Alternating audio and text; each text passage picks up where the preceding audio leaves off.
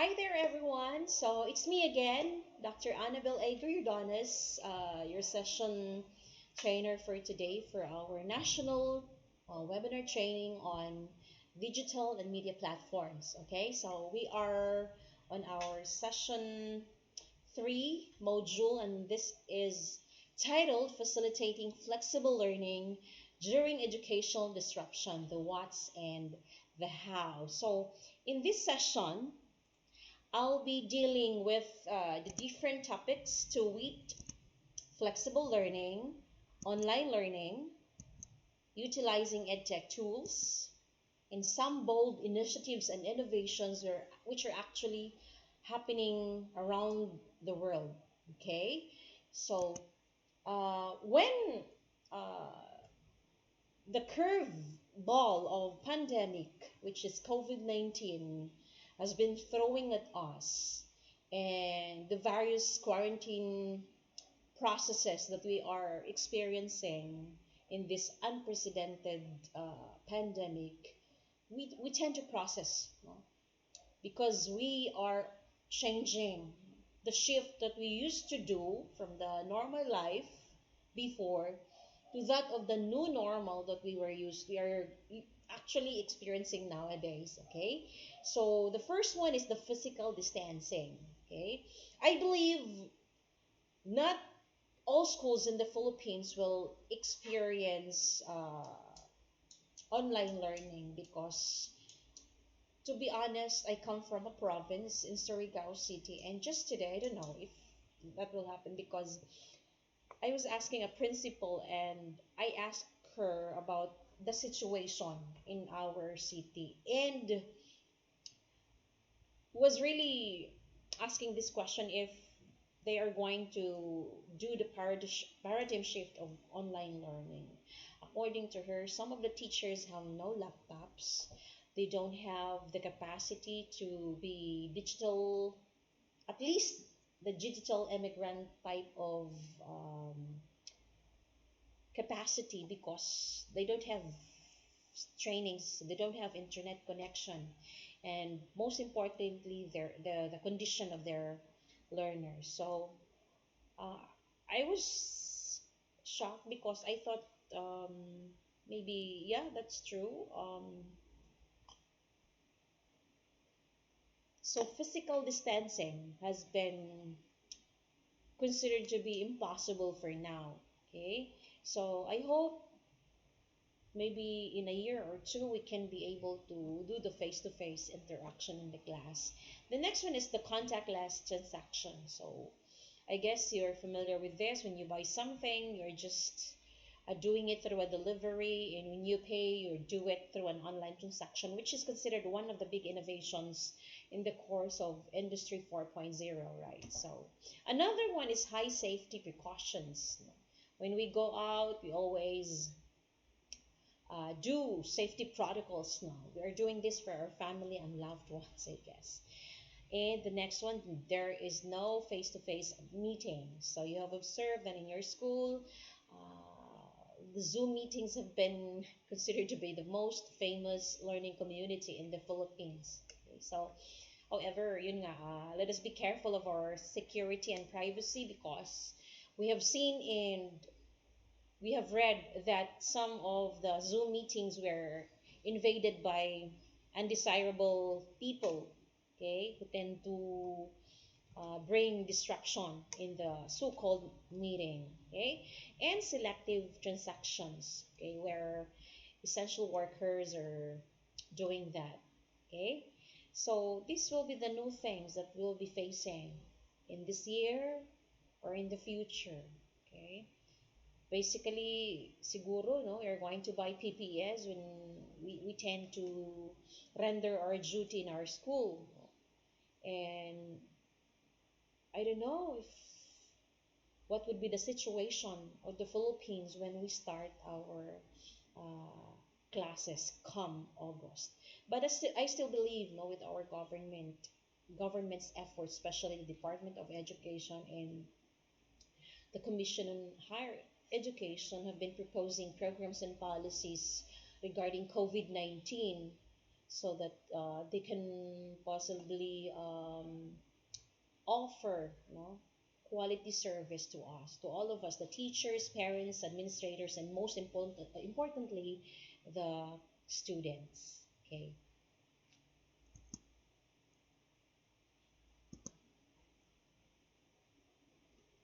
So one of my favorite author in management is Charles Handy. He's actually a famous writer in various management books. That's why I would like to share to you this type of principle that I am always amused of, because I guess it's very useful in this present time of we are experiencing. Okay, so the sigmoid or sigmoid curve by Charles Handy. Okay, so as you can see, we do have the two curves here. The first curve is pink, and the second one is the blue one, which is going upward. If we see this in the context of our career, our educational condition today, or any other existing conditions, no, for every Filipino or all the people around the globe, you would see that there are two curves here where the first curve already traverses, no, upward, the pink one, and this particular curve has been adapting a major change, uh, another plan to establish this particular curve before going downward. Okay, so from that curve in the middle, no, while at the core of its uh, maybe journey, okay, so the curve goes upward, no? So this type of principle could be applied in our personal life as a teacher.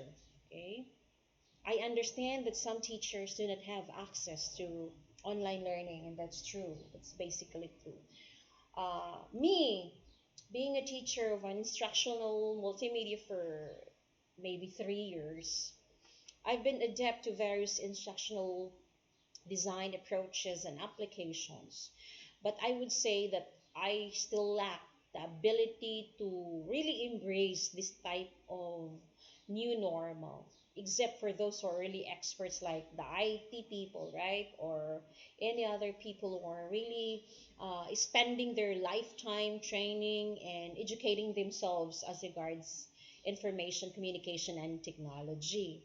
So Charles Handy was trying to implicate that in the course of the business, education, or whatever, we should be prepared. Well, you are in the verge of happiness before we will face a failure. We must make a plan and draft our blueprint toward achieving a new goal. Okay? So why am I saying this? Because with the recent crisis that we are actually experiencing now, our government has been proposing the use of flexible learning, okay? Because we could not possibly do the face-to-face interaction. So it comes from the word flexible. So it means to say that the students, may access our resources through online, or it could not be either online or through asynchronous. It depends. It depends on the approach of a certain school. No, so where it is where the students can access in their own place, space, and time of study. Okay, so it's a set of educational approaches and systems concerned with providing learners with increased choice, okay, convenience, and personalization to suit their needs. Uh, I am a professor in a certain university, and I believe our students come from different places, from the rural and urban areas. When our president announced that we are going to transition to online learning, there were actually a majority of students were making a petition letter addressed to our president, because their main concern is the internet connection, their gadget, that will be used. And so, uh, it was stopped actually because I really appreciate the president because he has a heart and empathy for our students. And so we were considered enough, but I was not considered when one student texted me and said, he said, "Mom, please let me pass." And for the 14 meetings that we have, never has it, I mean, never did he attend my class, imagine. So I don't like mass promotion at all. Okay. So when I say flexible learning, it's where the students would be able to access the content resources that we are uploading via the learner management system, uh, the assessment, the technologies, the ease of use, the time, the schedule, and any other important information so that our students will have the access while we are still in the time of crisis. Okay. Now, these are the example of flexible learning activities that you can do for now, yeah, because it's included actually in the principle when you say flexible learning activities. Face to face could be, but yun nga, one of my friends no, in Surigao City, who is a principal, was telling me today that maybe they will not go for online learning. Anyway, if you're going to try, Surigao has a minimal, or I guess they're, for now, they have only one case no, for COVID-19. So, but he is, I mean, according to my friend, she's still waiting for the memo if what possible uh, flexible learning activities would the Department of Education in Caraga region would be giving them. No? So the next one is websites, discussion boards, online tasks. So if you're enrolled in a certain LMS, there are actually platforms where you can discuss to your students. They can post questions and inquiries regarding the particular task that you're giving them. We also have CDs, rooms, hard drives, broadcast video, which is actually quite confusing nowadays because there are heaps of video conferencing applications. No? So, my dear teachers, we do have Screencastify for Google. You can record for a 5-minute video via Google Chrome. So, it's actually great. No? We also have this app that I'm using now, and we do also have Filmora and other things where we can broadcast video. Sometimes I really accept the idea that sometimes synchronous learning is impossible because I do believe I am affected by this one. Okay, so I need to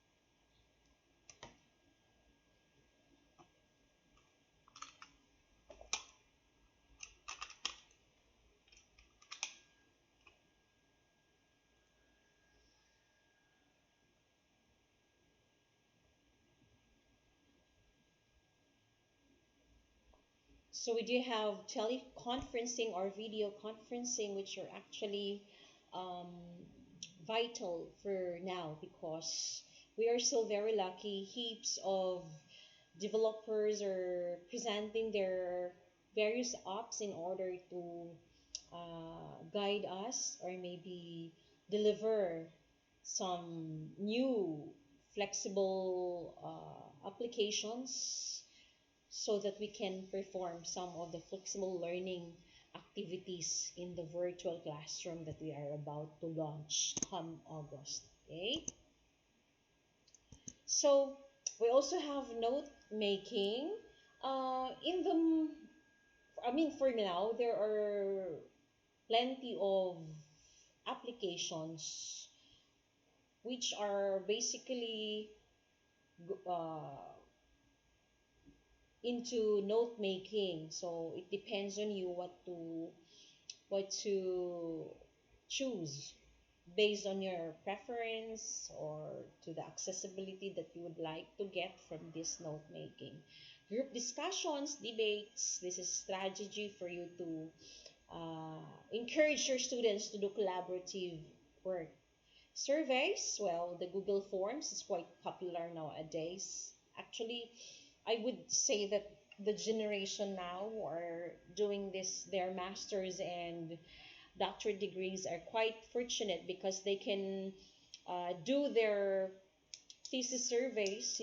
They may do it if they would like to through online Google Forms. So it's a kind of a new innovation that uh, it was 10 years ago, okay, or maybe 15 years ago when yeah, 14 years ago when I got my doctorate degree. In that time, the the setup was not yet here. Okay, it was not that the setup. It's not that. Oh my God.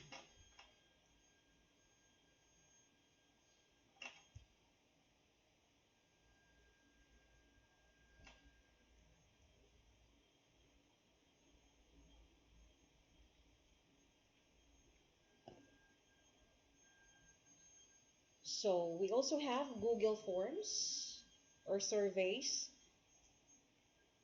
So we also have surveys, which is quite popular nowadays. No, actually, those students who are taking masters and doctorate degrees are quite fortunate nowadays because they could do their surveys via online.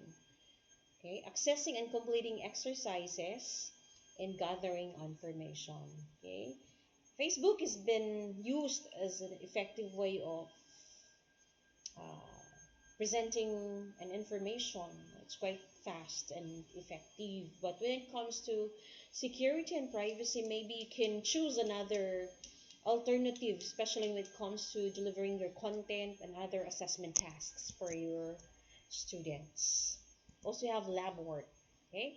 Now, the characteristics of flexible learning, according to Collins, could be summarized into four categories. The first one is rich learning resources, okay, which is basically not true 100% in our country. Okay, so it's the job of the teacher to please do an assessment first in order to identify, describe, explain, and evaluate to what extent, no, would the students respond to the kind of approach that you'll be using when it comes to flexible learning. And because I would say there are heaps of abundant learning materials in the internet, right?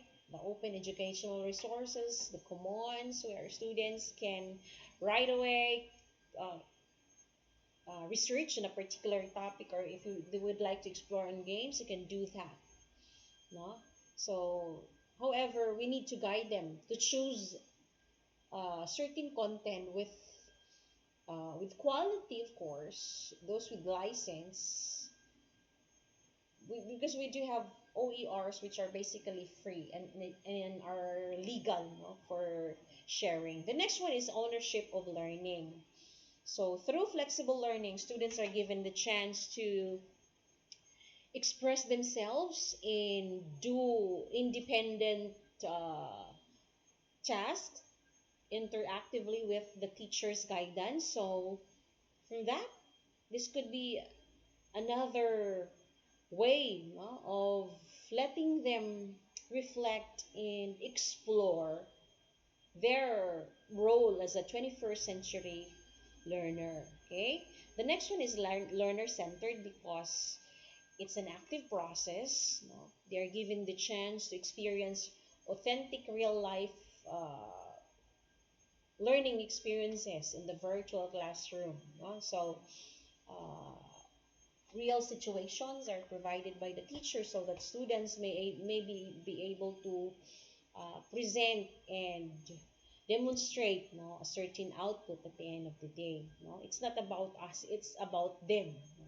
To be able to empower themselves as learners, even effective learners in the time of pandemic.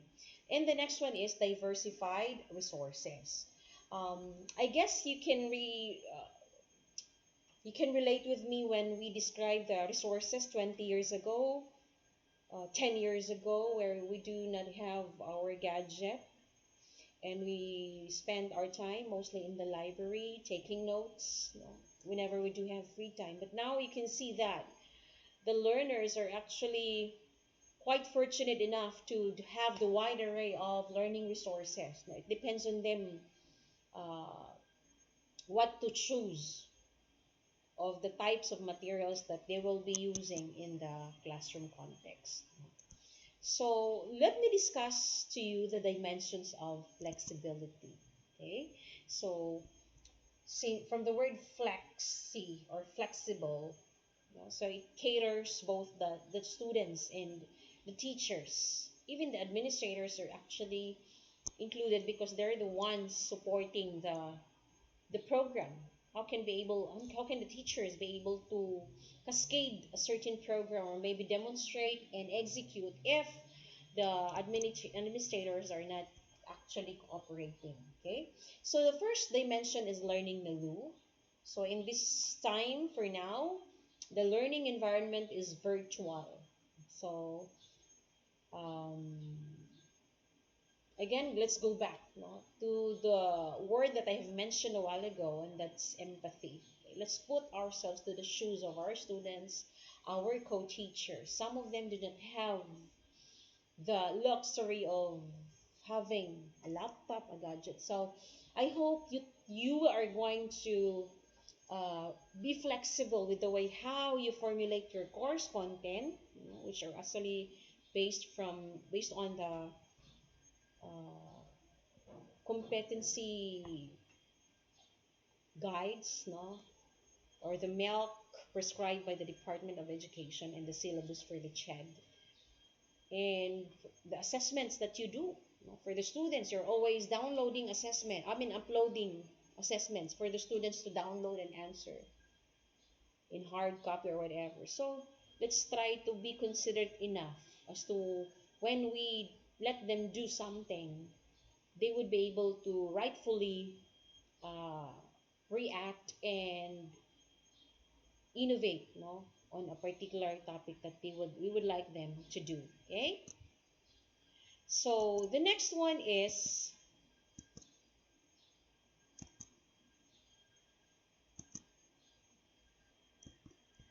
sorry, students learning, no? So I've mentioned that the most important person nowadays in the course of educational sectors is our students. Okay, I guess they do have some problems, you know, personally, especially this time of crisis. They feel anxious because they want to go to school and they want to be with their classmates. They want to play and other things that they're normally doing. So let's try to make our learning resources fun, meaningful, and enjoyable when we upload some resources. Okay, I always tell you, you know, from the seminars that I have uh, given from the other modules, that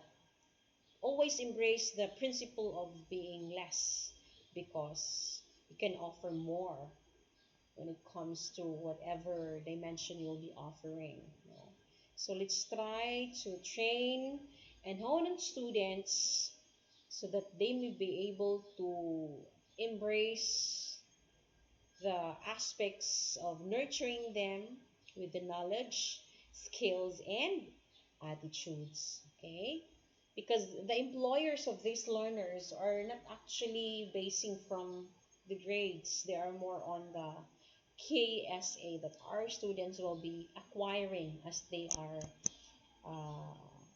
on the verge of their schooling. Okay. The next one is instruction delivery. Okay. So let's try to do synchronously or asynchronously. So for those students who have sorry, who have the gadget, the materials, so you can do synchronous, and those students who have the ability to just respond via module, or they can submit it through a certain courier or delivery. So please try to be flexible and agile to whatever a situation our students are experiencing nowadays. Okay, so when it comes to strategies, there are actually heaps. It depends on you, because the strategies that we normally do in the classroom could also be applied in our virtual classroom environment. You just modify it and reinforce some modifications so that the learners will enjoy, this new dimension of being able to respond, okay, to the new education that they're experiencing. The learning resources, so there are heaps of materials. To be honest, I am quite happy because it's been 3 years I've been attending online trainings, online courses, and any other innovations which would help me demonstrate a sense of professional development. So when this problem arises, it's not a problem for me to adjust. Okay, for example, how to record, but we need to have coaches as well if you don't know that. So we can have the tutorials via YouTube, for example, how to record in a PowerPoint. So you can type Screencastify and you download it via your Google Chrome. In Bingo, you can already video, yourself while teaching. So we should be open because we are in the age of openness where everything is there. It's offered, okay? In technologies, so sometimes we have a problem with our laptop because it's quite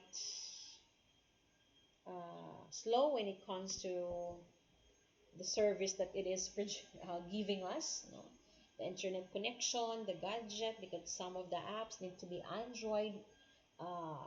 It has to be an Android related specification. It has to be like that. Okay, so and we do have sometimes problems financially, so it hinders, especially ours. What about our students who come from poor families? Okay, so we should be flexible as to what and how we are going to deliver our service to our students. And assessment. This is one of the things that is quite important, because how can we test the understanding of our students if we didn't know how to do our diagnostic, formative, and summative assessment?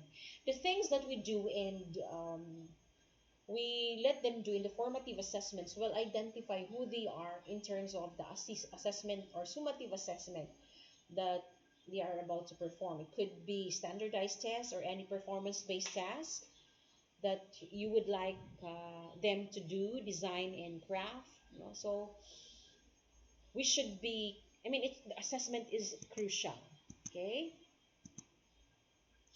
Now, in applying online learning to provide flexible education, it is also important for us to embrace the challenge. Okay, because this is the new things that we are actually about to experience in August. That's why we do have the technology enhanced learning. Okay, so what is TEL? So TEL has several dimensions. So the first one is intrinsic access to e-learning. Okay, so when we provide materials assessments, group work activities, individual performance tasks. Okay, we should see to it that our students have that personal touch of really appreciating the various things that we upload, because as a teacher you are able to do the needs assessment. That's why in our module 2, no, I discuss about the learning theory and the multiple intelligences, because when we design a certain module, everything else follow must be done. Okay, so um, we are considering the learning profiles, the readiness, the interests, the backgrounds, multiple intelligences of our students when we are going to present our learning materials. The next one is virtual learning environments. So whether it would be synchronous, asynchronous, online learning, our job is to support, guide, and facilitate our students. So we should give our passion and compassion, no, to perform the job. If your student fails to take the summative test, so you would likely maybe ask yourself, bakit hindi nakatake yung student ko, siya lang? So maybe you can contact, no, the student, and pag nakita mo naman or narinig mo yung uh, reason ng student mo, so you should be flexible enough. Next one is learning management systems. I've been using Schoology for 3 years and it's quite effective in user-friendly. It has a sense of privacy, security, and other things. No? All of the materials uploaded, downloaded, or whatever materials that I have presented in there, and vice versa from my students' submission requirements. So it's there even up until now. It depends on me being the administrator to maybe erase or what. No? So Schoology has grade books, attendance. You can post your quizzes or assessments. You can have there is item analysis already. So everything is there. It's like Facebook, but when it comes to licensing, yun nga, security, privacy, I would prefer Schoology. Okay, we also have Khan Academy, Google, no?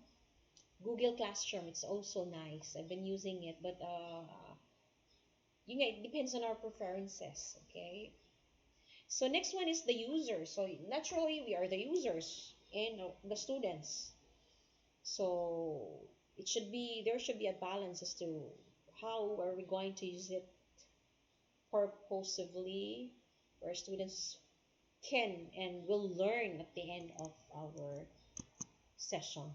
So when I say online learning, it's defined as learning experiences in synchronous or asynchronous environments using different devices with mobile phones, laptops, and with internet access.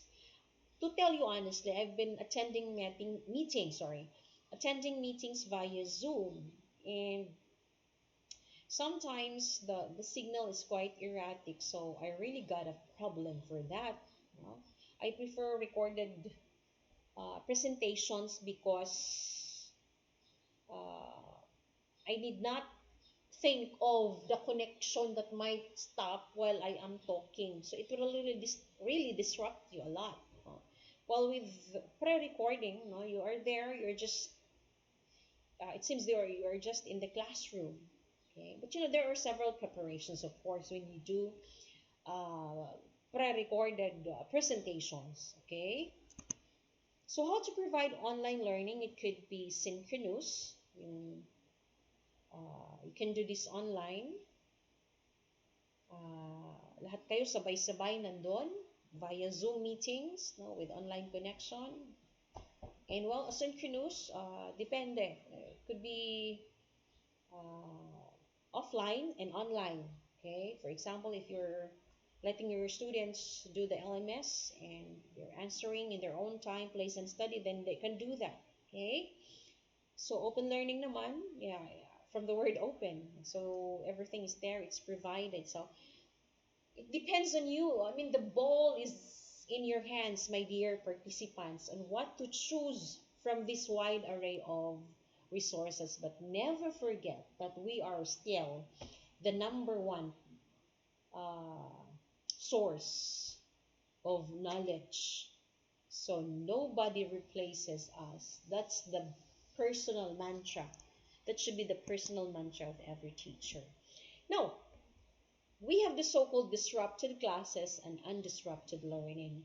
And along the way, there are various agencies and elements who are helping, no, to really come into place and tie the promise of quality education. Okay, so we do have the government, the school, and the social service type. These are the agencies who are really nurturing the needs, no, of every learner around the globe. For now, we do have how many? We have 1 billion learners who are actually affected in this pandemic. So I have presented you some tools in our digital and media platforms talk. So when it comes to utilizing friendly tools, if you have some colleagues who are still on the process of being digital immigrants, when you say immigrant, they are still learning. They are already having that knowledge, no, when it comes to technology, but they need to innovate and step up to become digital native. So may I recommend you this platform? So do you have information literacy? Okay.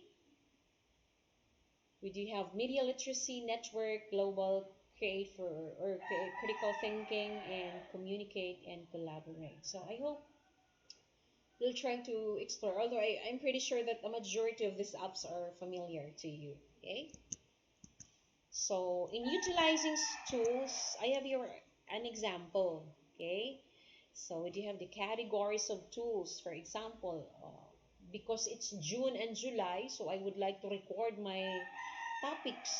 For example, if you decide to do that, so for a PPT recording software, you need to choose suitable teaching scenarios. Okay, so for PPT assisted video recording, you can have PowerPoint, WPS in Windows, Keynote in iOS system, the OBS, Filmora, and other video recording type of app.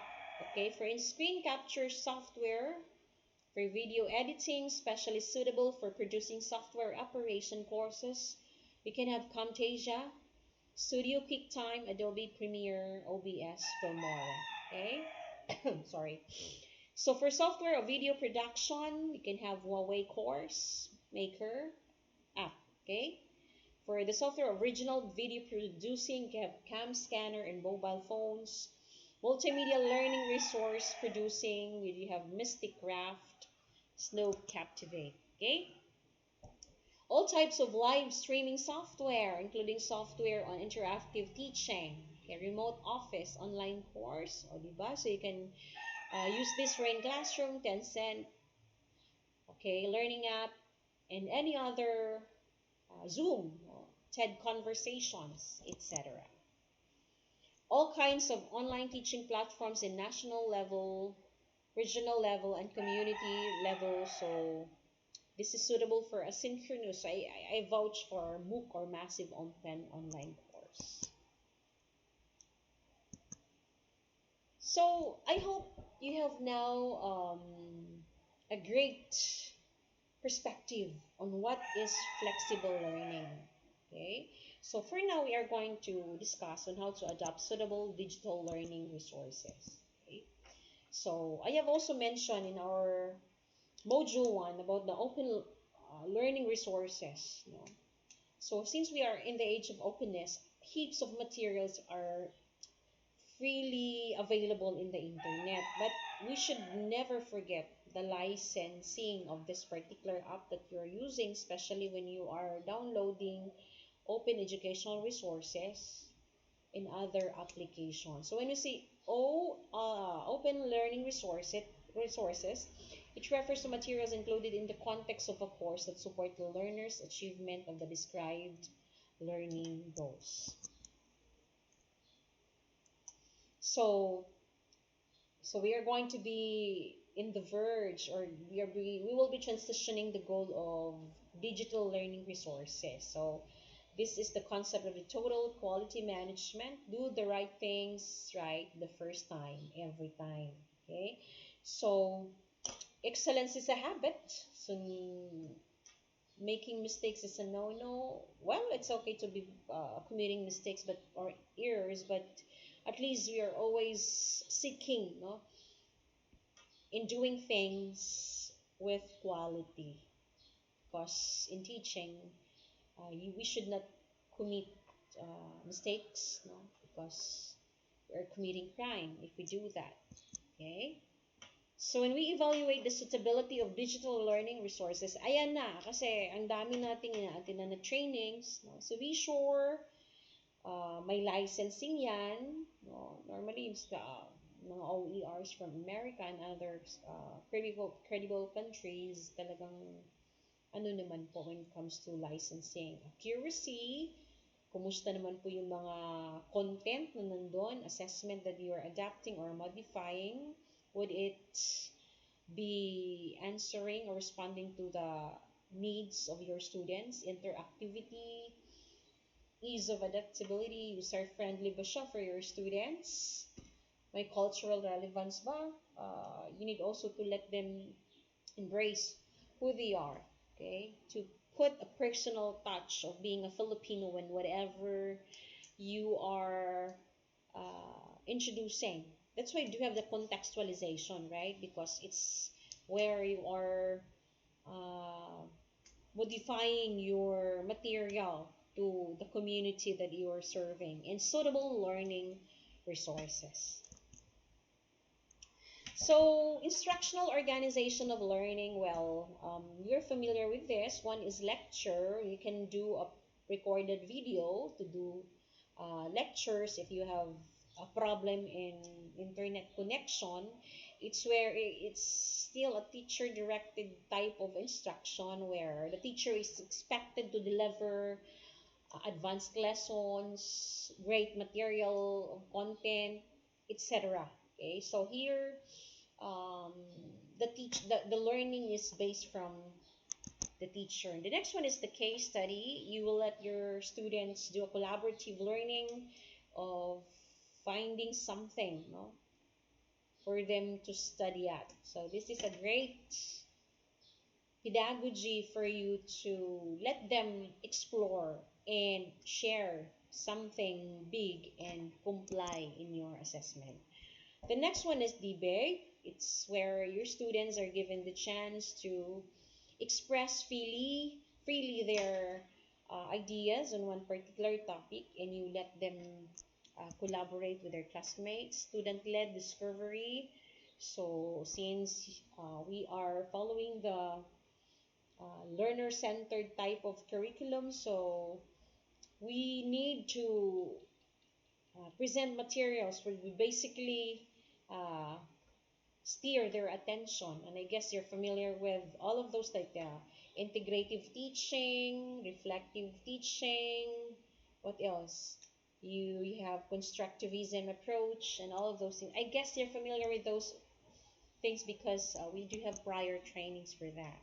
And experiential learning, which is basically encouraging the teachers to produce real ground life problems in the presentation of course content, materials, learning resources, and assessments. Be sure that students are able to relate their own personal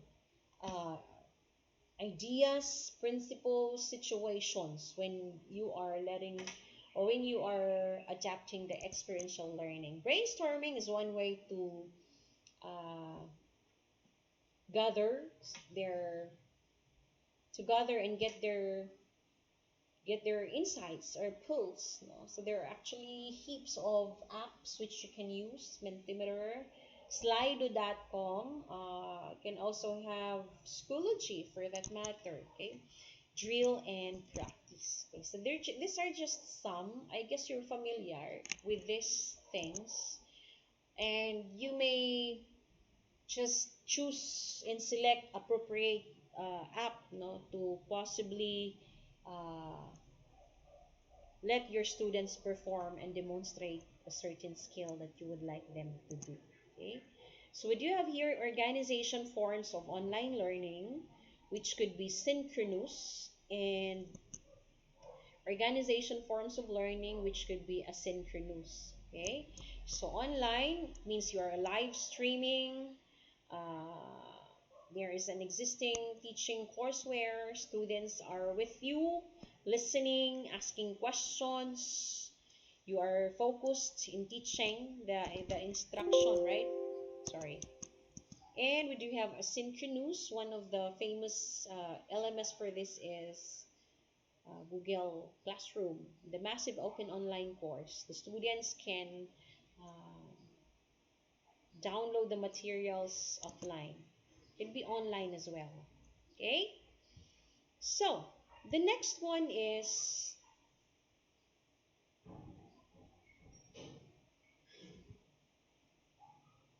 seven core elements of effective online education in emergencies. Okay, so we do have reliable network infrastructure, using friendly tools, providing interactive suitable digital learning resources plan, guiding learners to apply effective learning methods, promoting effective methods, providing instant services, and empowering the partnership between governments, enterprises, and schools. So I've been mentioning this from my other slides, and so what do we need for this type of situation? Let's accept it. We are in this time that we need to have, we need to embrace the attitude of being welcoming, open, and passionate about the things that we love and do. Okay. Now let me share to you some high quality resources that you can use in the classroom. The first one is Khan Academy from California, United States, where it's a learning resource where students can navigate and innovate in science, arts, mathematics, history, etc. Okay, so you may want, if you want to um, have this type of platform in your learning resource, so you may explore Khan Academy. TED Ed at home. So parents are being disrupted, teachers, students. So that's why TED Ed has been uh, presenting this type of app. Okay? Mom, look at the duck. Presenting this type of app. Okay? So it's a great way of discovering new stories, lessons to share while at home. Okay, so please try to also explore in this app. Minecraft Education Edition. It's a gamification type of an app. During the siesta time, you may want to explore in this for your child, but always guide him or her so that we still, I mean, they are still able to appreciate the beauty, you know, of love, you know, in time of pandemic. National Geographic Learning, or the National Geographic Education from United States. This speaks of geography, nature, and any other type of content material relating to geographic education. So this is very much useful for science teachers, else arts, you know, in other subjects. Google Arts and Culture. So if you want to your students to be more adept with the new apps, no, so you may try to let them introduce this Google Arts and Culture. Newzilla, it's still a learning resource for gamification, to study, to do interactive videos, to answer assessment. So always, try to also consider New Zealand. Headspace for Kids, it's actually a great app for yoga. It's a yoga type of material where students are given the chance to enliven their mindfulness in time of crisis. So it's fun, meaningful, and enjoyable. Read theory. This is one thing to um, elevate the reading comprehension of your students. No? So vocabulary terms and other suitable learning materials, no? in helping them to become effective readers. So you can have this read theory.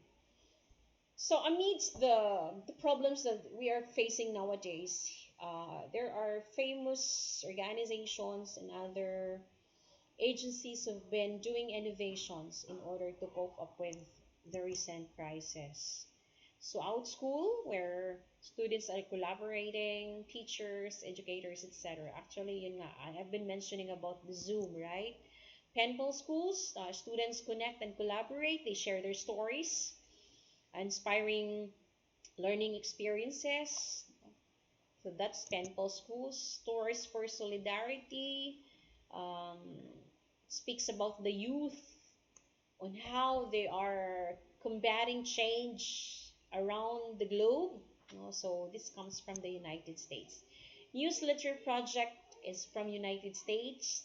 This is actually initiated by the newsletter project itself in order to make the people updated as regards the pandemic crisis. So please try to open this. This is because this is quite new, because we're always relying with from the news, from the news stories. So this is also one thing to also innovate when it comes to getting resources.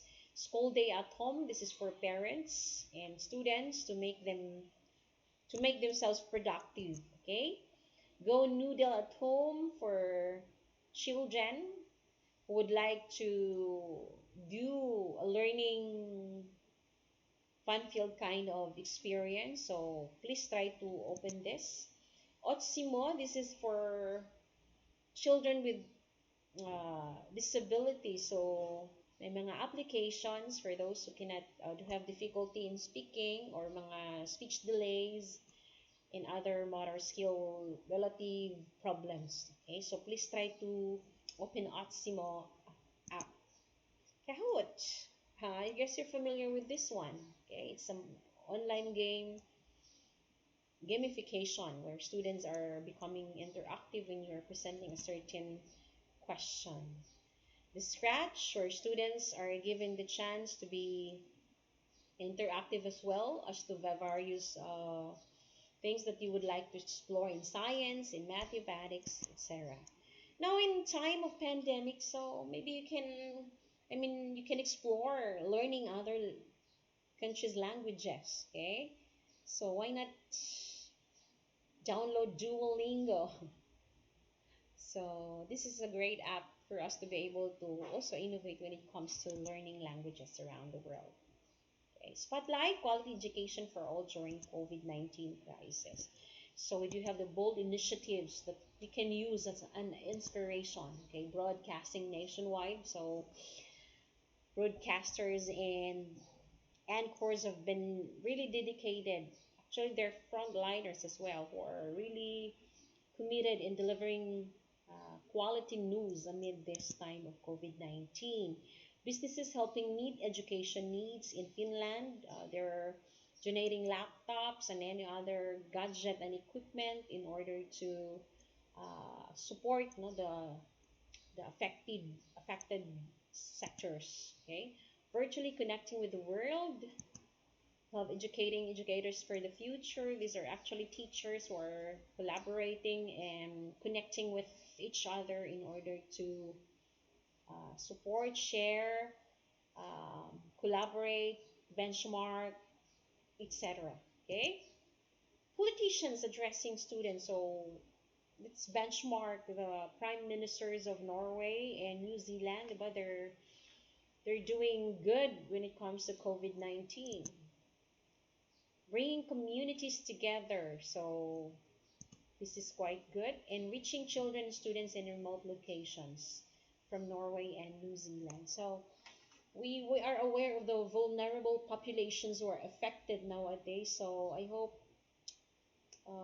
every one of us will be including them in our prayers. I guess we're still very lucky. Would you have the, the luxury of still enjoying the time while at home? So let's try to also be uh, mindful of these people and children. So, my dear teachers, my hat tip for today: do not forget about digital well-being. You know, where we're still thinking of the positive things ahead of us, even if we are really thinking sometimes of the debts that have been uh, skyrocketingly affecting every country, right? You know, so let us try to be uh,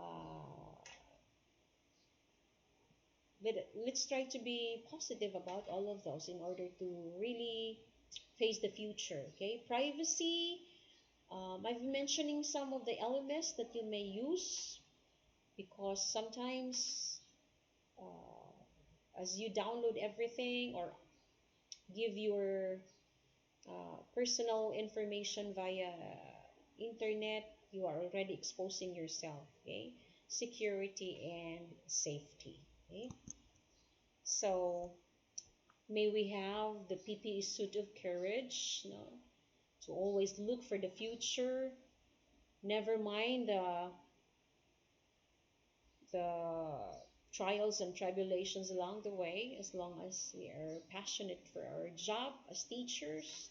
Let's be courageous in finding ways how to reach out to our students, especially the vulnerable ones.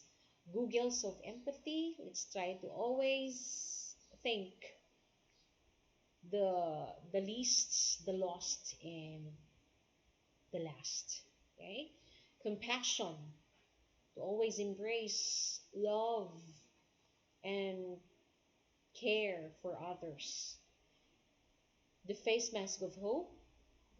Alongside with this pandemic, everything will be alright. This too shall pass. And show cover of perseverance. So, my dear teachers, I hope that it has been a fruitful learning experience being with you now. If you have questions, please feel free to contact me. I would like to thank you all for being with me, and mabuhay po kayong lahat. Kudos.